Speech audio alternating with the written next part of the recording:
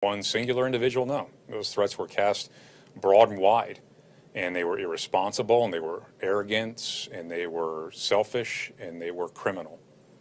And our investigators are hard at work to determine who is responsible for these types of threats and what the capability is for them to carry out the potential threats. A lot of these things came from folks out of state. And I think I said at one point in time in one of the news conferences that Arizona's doing just fine. And although we may have our differences and we may see things that go on here that maybe cause us concern, we do not need interference from people outside of the state to tell us how to run an election or what elected officials are deserving to be in their positions. We get to choose. You don't. And you don't get to threaten the people that lead this state. That's unacceptable, and we're not going to tolerate it. So if you're going to ask me about anybody in particular, I'll do my best to give you an honest and direct answer, but I'm not going to go in conflict with what I just described to you, and I hope that you can understand that. So who would like to go first?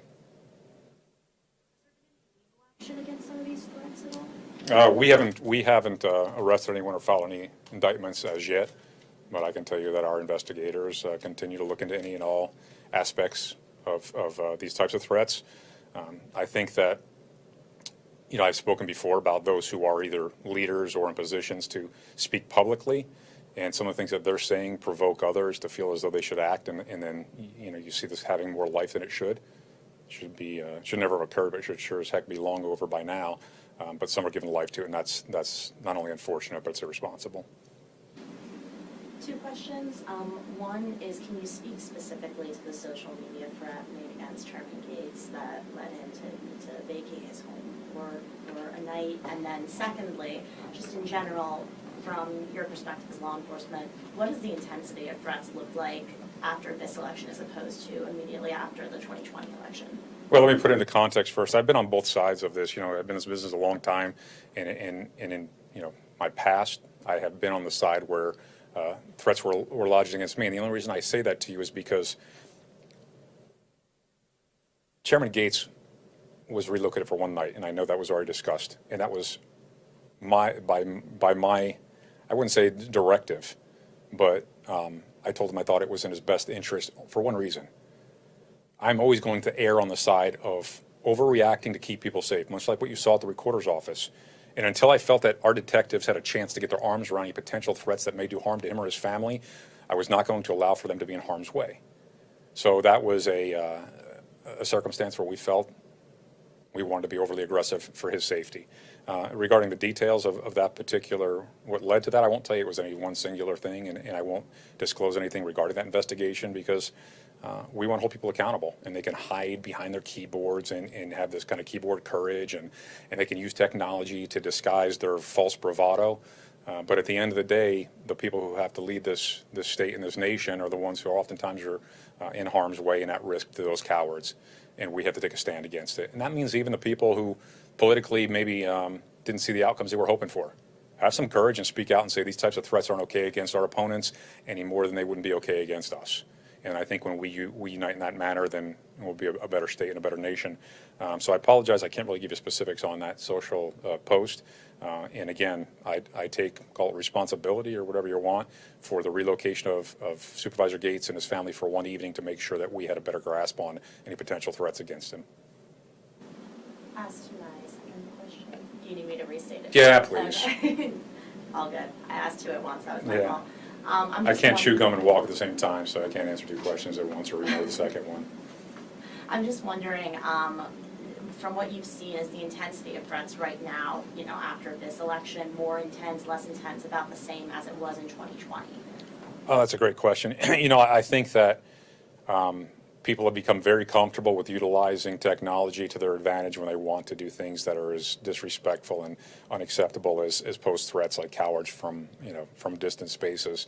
So I just think that there's been a natural escalation because the folks feel emboldened, and they have people in office or running for elected office who are empowering them, and it needs to stop. So do I think that any certain factors have kind of created this escalation?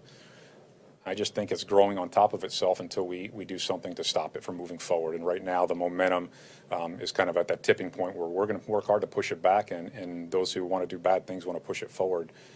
But I don't think there's any one thing that occurred here in Arizona from the last election that suddenly made it more of a comfortable practice. I just think that there's bad people that use technology in bad ways. How often would you say a situation like the one with Chairman Gates has happened previously when you have him move locations for the safety? Is that something that is, you would say, is common for somebody that is a high elected official like him, or would you say that's something that doesn't really happen that frequently? Well, I think that it probably happens with more frequency than it should. I just think it's getting a lot more exposure right now. And that's not a point that you guys or a criticism. I just think that this kind of global, everybody suddenly thinks they're a journalist. Everybody thinks that they have the power to post their thoughts online and that their words matter more than somebody else's. So it's becoming more commonplace. Now, I've been the sheriff for almost 6 years, so I've been through really, 3 election cycles, I guess, not counting my own. I mean, when I was actually in the seat of being sheriff, in last election, nobody knew about all the resources that we dedicated to different elected officials on both sides of the party line and at all different levels, not just county officials, but state officials who live in our jurisdiction. I dedicated a lot of resources to ensure their safety because of protesters believing it's acceptable to go to an elected official's home, which it is not. People feeling as though that threats should intimidate elected officials to do what they want, not what the elected official chooses to do or what's right. So law enforcement is suddenly more burdened with this, and it is a common practice. But I just think that this particular most recent circumstance is getting a lot of exposure. But it's unfortunately one of many we've dealt with. You guys are probably very upset with me today because I'm not giving you good sound bites. It's all lengthy, but that's my tactic. I'm going to filibuster. What Any else? significant differences from the primaries versus if you're in November from back in August to here? Did you say it got worse or it got better, or what would you say the differences were from August to November?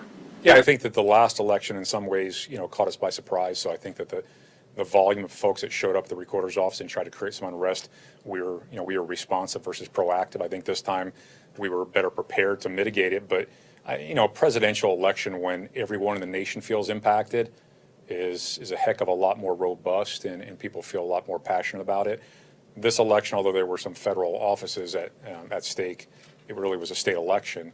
So, there was some noise, but it's nowhere to the gravity of a presidential. So, in many ways, we saw this as preparation for the next one to let people know in Maricopa County we will run fair and free elections, and law enforcement will hold the line to protect the people in polling places. And that's not going to change. We're just going to keep getting better at it.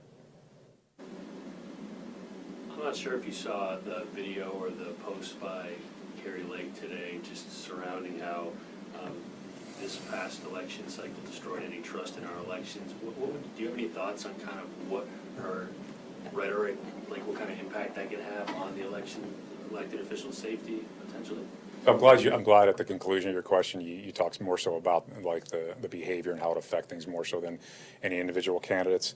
Because what I'm not going to do is I'm not going to stoop to the level where I make this personal between myself and anybody else, and that's not intended for that candidate because there's a lot of candidates that say things I wish they wouldn't. But at the end of the day, if you truly care about people and you care about the safety of the community, then you have to care about your words and how you choose and use them. And it's unfortunate when you're on the downside of a ballot, and if you feel as though there was something inappropriate that went on along the way, we have a heck of a system, and it's not perfect, but we have a heck of a judicial system and a process here, election system. Work towards improving it as opposed to just sitting back and criticizing it, because real people are doing real jobs to get real results, and you put them in real harm, and that's not okay.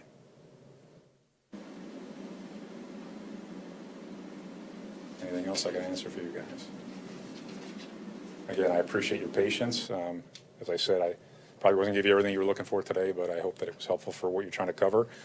Going forward, I would tell you that as it relates to these investigations, until we have something that is at a stage where we feel comfortable in releasing it, and I've directed the chairman also that their office, any emails, communications, things of that nature that fall into the realm of evidence for a criminal investigation will be confidential until we get to a crossroads where either we're arresting somebody or we've deemed that case is no longer a criminal act.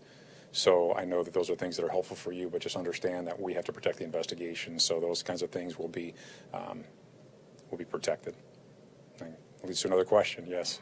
One more, and I don't know if you can answer it, but are other people getting protection mentioned security details besides Chairman Gates, so like Reporter Richard, you know, some of the folks who are kind of high profile who work at the elections department, that sort of thing. Yeah, I think the best way I could answer this is we're not the only law enforcement agency responsible for elected officials who may, you know, this is a day-to-day proposition. Just the election brings it to a greater focus, but during the course of the year, people say unkind things and unlawful things. So it's kind of a fluid element. If you're asking if my office is highly involved, I'd say we're highly involved in making sure we're paying attention to everybody that we should be to ensure their safety and that of their families. And I would just ask those of you out there that really care about your own family, why don't you care a little about somebody else's too, and help us keep folks safe. And when it comes to these things, just be cautious with your words. All right? I know you can't go into it. I was so close to getting out the door. And again, I'm not sure you can answer this, but can you give any kind of numbers in terms of the number of like threats that you're looking into? Just like, I know you don't want to go into specifics, you can't go into specifics, but just like broad numbers about how many you're looking into. Is it dozens? Is it hundreds? I mean, like, what are we talking here numbers wise? Well, I think that the challenge is my definition of a threat in yours are probably going to be a little bit different. You know, there's, you guys are journalists. I don't know if I'm choosing the right word, but just the vitriol that is posted or left in voicemails or sent in emails and things of that nature. You know, we're trying to decipher what is a threshold for a criminal threat versus what is just language that is offensive and could be threatening. But oftentimes the greatest threat doesn't come from the one that you see and you hear. It's the one that is quiet in the background.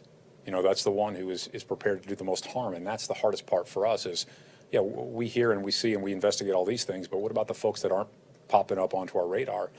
They're the ones that oftentimes are the ones we're most concerned to find and to root out. So the number is higher than it should be, but probably not as high as some folks would think it is. Did I skirt that well enough? Thank you, guys.